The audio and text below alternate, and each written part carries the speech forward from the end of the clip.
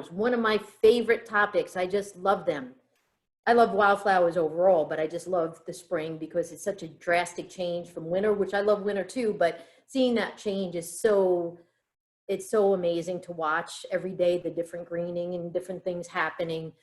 So what are we going to be talking about today is specific types of spring wildflowers that grow in our oak savanna and woodlands, and they're called ephemeral wildflowers. So what does ephemeral mean? That means they are short-lived, and they have a really interesting strategy. So why are they short-lived and why do they start early in spring? That's my question to you. So think on that for a minute. So why would it be beneficial for a flower to start early in spring, growing in the woodlands? I'll let you think on it for a second, and then I'm going to answer it because I read about it. So the reason is that they want to get as much sunlight before the tree canopy, before the trees leaf out. So they're going to trying to take effect of that situation. So they start early, some in March, April, and into May, and they are going to grow, they're going to have flowers, they're going to get pollinated and start to set seed. And many of these don't stick around. They'll revert back into the ground and go dormant during the summer, and they won't reappear until next spring. So it's a short time. So if I really can encourage you to get out there and take a look. I was just out at the Oak Savanna last week. Joan Van Gorp and I took a walk, and there were some starting to bloom, but by this weekend, as I mentioned earlier, that there should be a lot of spring wildflowers, those ephemeral wildflowers. And it's a lot of fun seeing them, and it's cool, and there's not a lot of biting insects, so it's a great time to be out there. So here's a picture of the Oak Savanna and Easy Trail if you haven't been on it. We also have Basswood Trail at the southern end of the Refuge, or you can just go to your neighborhood woodland or a park. It doesn't have to be at the Refuge to see these. As Jim mentioned earlier, he saw them around his, wherever he went when he was mushroom hunting. If you do mushroom hunt, it's a good time to look for these ephemeral wildflowers as well. So the strategy behind this is also that in the woodlands or the oak savanna, it's not easy to get pollinated by wind. As you probably know, there's different ways that plants can get pollinated. So they might be by insects, it might be by birds, it might be by wind.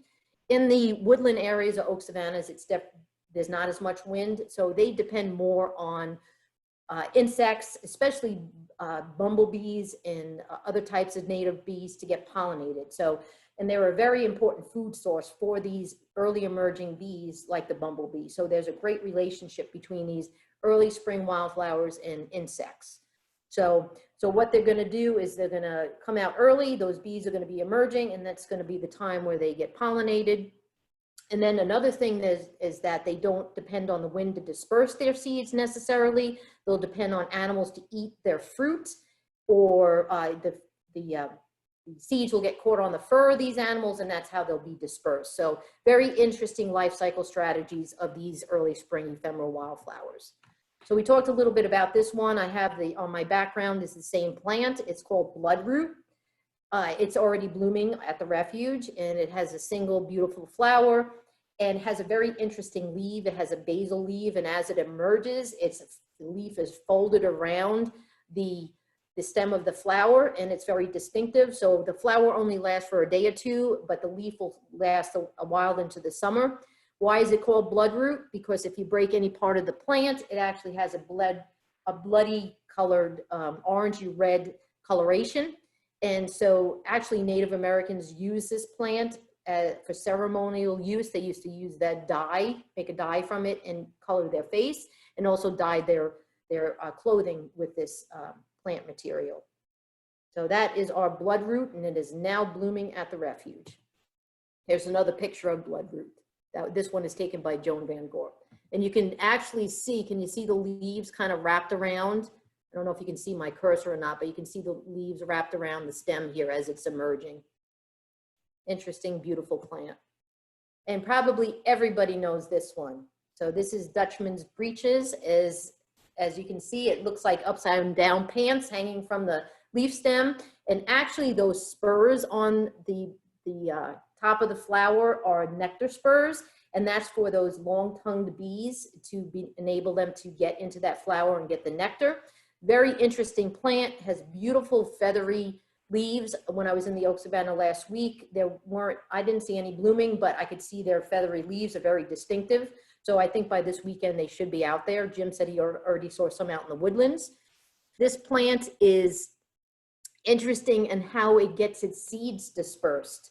And they actually have fleshy appendages on their seeds, and the ants actually relish these fleshy appendages on the seeds. So they'll actually take the seeds, take them back to their nests.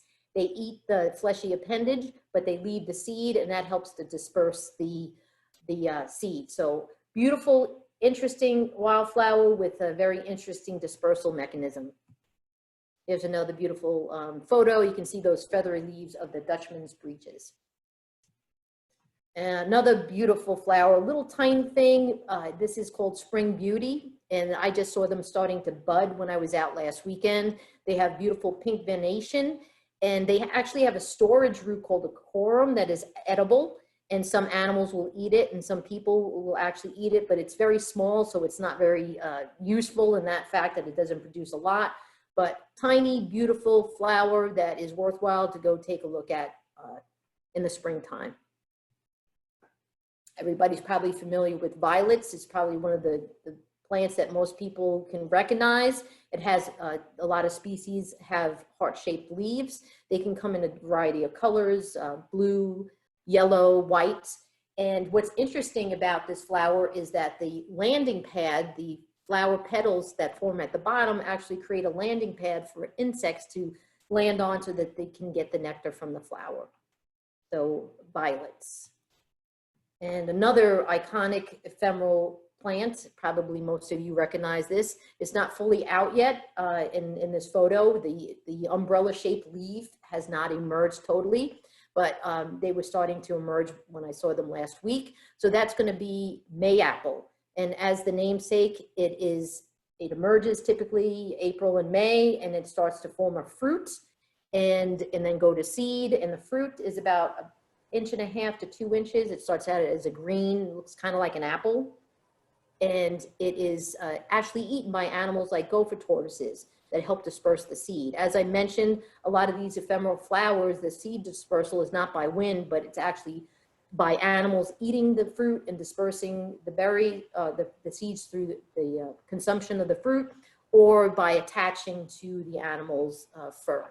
So mayapple, and you can see the actual beautiful flower, and you can see the umbrella of the shape of the leaves. And the young plants only have a single stalk, and they may not flower, while the older plants will actually have 2 leaves, and they will fruit, and they form in colonies. So typically you'll see a big pattern of these plants on the ground. And this one is called Trout Lily, and it has a nodding flower head. And what's interesting about this is the leaves. It has basal leaves, meaning that the leaves come out from the base of the flower. And if you take a look closely at the leaves, oops, sorry about that. If you take a look closely at the leaves, you can see spots on it. So it's called Trout Lily. So the connection is, if you're a fisherman or you know anything about fish or trout, some of those species have actual speckles on them. So that's how it gets its name, is Trout Lily, because it has speckles like some species of trout. And these are early blooming species. So hopefully they'll be blooming pretty soon on the Refuge. And their flowers only last a day or two, and they open in the daytime and close at night. And they're not blooming yet. They're a little later in the season, probably in May, but the leaves are very apparent as you walk along the trail and look for their leaves are distinctive, then they're kind of dissected. Another thing about them is they have those spots on them, and that's how it gets its name, Virginia Waterleaf. So it looks like it has stained water spots on the leaf. So next time you're out walking in the woodlands or Oak Savannah, take a look on the ground to see these very distinctive leaves. You can see the flower in the bottom picture. It's on a long stalk that's erect over the plant, and it can have white or purplish type flowers. So Virginia Waterleaf.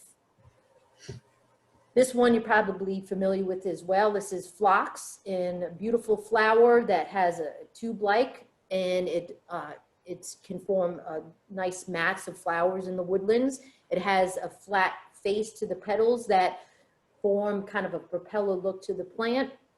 What I like about this plant is its other name. It's called wild phlox or woodland phlox, but the name I like is Sweet William because it has a pretty fragrance. So I just like that name. I don't know why it's called Sweet William, but I do like that name. So Sweet William, woodland phlox. And another iconic ephemeral woodland or oak savanna plant. Everybody probably knows this as Jack in the Pulpit. My son's name is Jack, so I even like this plant even more.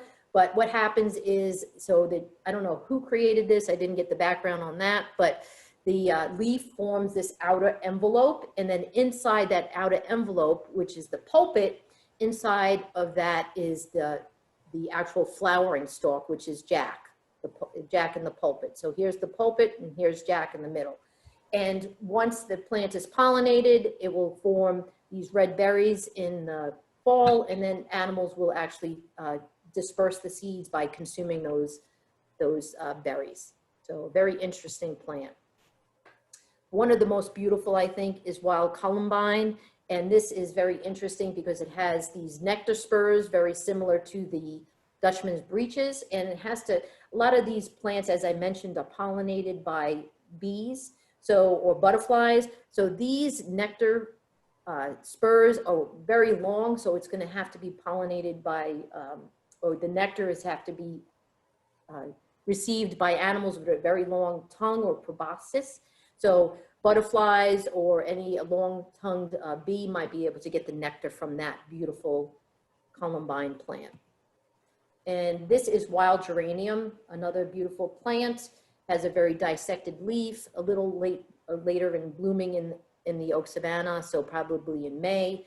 So lots of beautiful plants out there for you to visit and learn more about, not only about learning how to ID them, but what animals use these plants, how they were medicinally used, or how pioneers or Native Americans use these plants is also very interesting to find out about that. Some of them are being used today for cancer research and things like that. So a lot of interesting things you can find out about wildflowers, not just the ephemerals, but wildflowers in general.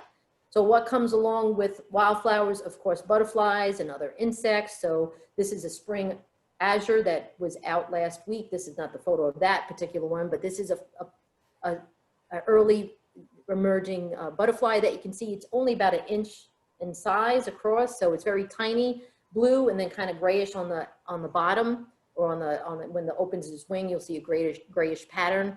So this is a butterfly you might be seeing out early in the springtime. And one of the things that I look forward to besides the spring of ephemeral wildflowers coming out is just around the corner. And this is not a wildflower per se, but it is what's coming up, and it's the migration of songbirds and migrants and other migrants, in that some of them, like robins and blackbirds and redwings, already made their way back. They don't depend a lot on insects. So the birds that are going to start coming in the first 2 weeks of the first 2 weeks of May, are those that are, the plants are starting to leaf out. They're starting to get their flowers or catkins, and there's going to be more insects. So birds like grosbeaks and warblers and other types of songbirds will be coming through, and it's a great time to get out, and it's one of my favorite times to bird during the course of the year. So a great number of reasons to get out to look for ephemeral spring flowers. Early May start looking for the spring warbler and songbird migration, and butterflies. So lots to see and do, and I hope you can get out at the Refuge or your nearby area to take a look at those wonderful, amazing spring happenings. So I really appreciate everybody listening. I hope you enjoyed the presentation, and if you'd like to share any comments or sightings or have any questions, not just about the presentation, but just about the Refuge in general, please put it in the chat or unmute yourself, and we'd love to hear that.